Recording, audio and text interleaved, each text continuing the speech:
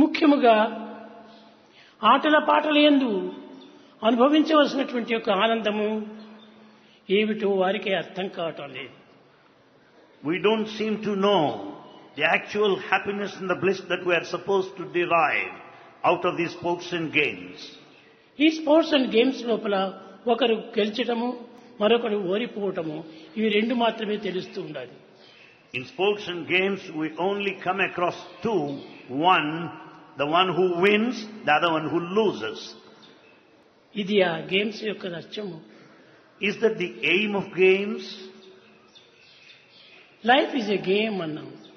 Life is a game. Play it. Play it. Life is a dream. Life is a dream. Realise it. Realize it. Life is love. Life is love. Enjoy it. Enjoy it.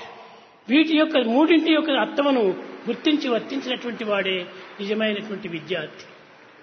He is a true student if he understands the meaning of these three statements and conducts accordingly.